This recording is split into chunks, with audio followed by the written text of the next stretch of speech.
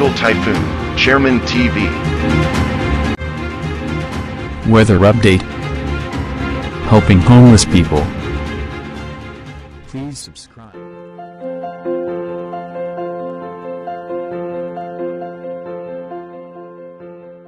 Gabi po, ito po ang latest update natin ngayong araw, October 31, 2025. Huling araw na nga po ng Oktubre at yung minomonitor nga po nating low pressure area, no, mataas pa rin po ang chance nito na maging mag-develop bilang isang bagyo. At ayon nga po sa latest update ng European Center sa ating advanced weather forecast na ito po ay posible pa rin tumama sa ating bansa.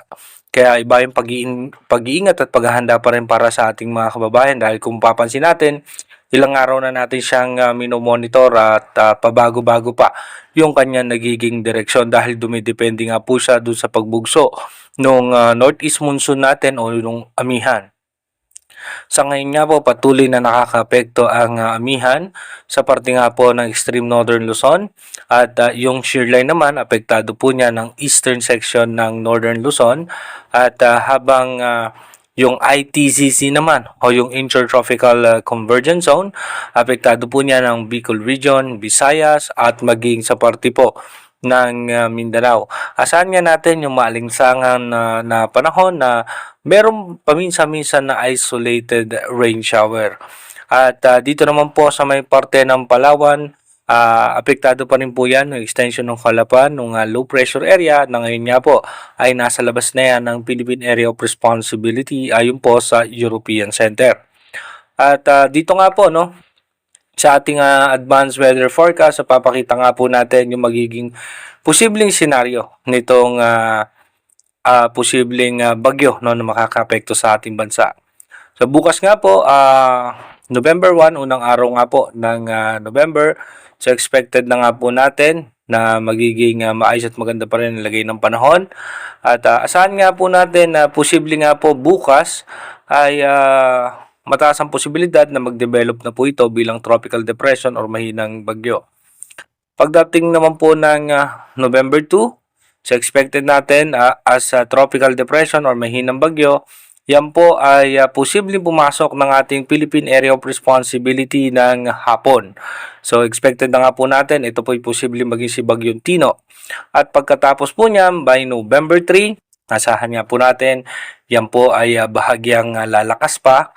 At pagdating naman po ng hapon ng November 3, ito po ay nasa eastern section ng northeastern section ng Mindanao or ng Surigao or dito naman po sa may southern portion ng Visayas. Pagdating naman po ng December 4, dito po mapapansin na nga po natin, expected na po natin, mararamdaman nga yung bagyo dito nga sa eastern section ng Visayas at sa northern portion ng Mindanao. At kung mapapansin naman natin yung ating northeast monsoon, malakas po ang pagtulak po niyan. Pagdating naman po ng alas 12 ng tanghali, posibleng magkaroon po yan ng landfall scenario.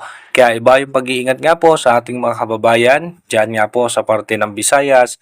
At pagdating naman po ng alas 6 ng gabi, ito po ay patungo ng Cebu. At pagdating naman po ng November 5 ng madaling araw, no, alas 12 ng madaling araw ay nasa coastal water na po yan. Dito nga sa may parte naman ng Iloilo. At pagdating naman po ng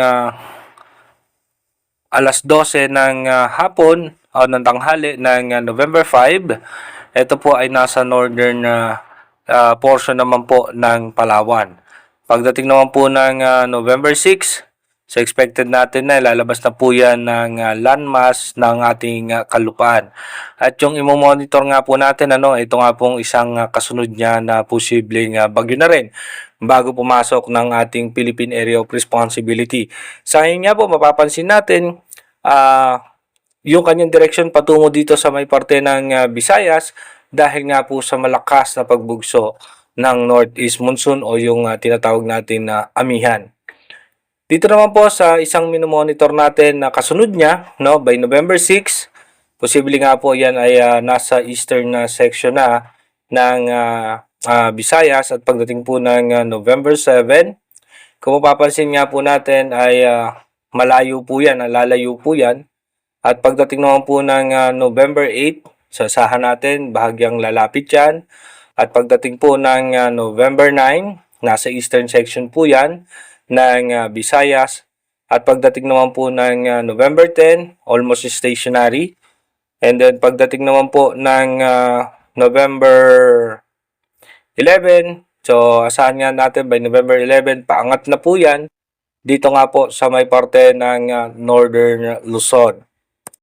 Kaya iba yung pag-iingat naman po sa ating mga kababayan sa Northern Luzon, extreme Northern Luzon.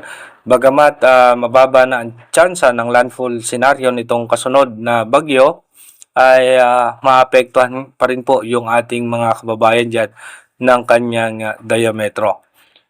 Unahin po muna natin na mag-ingat dito nga po sa unang darating na bagyo.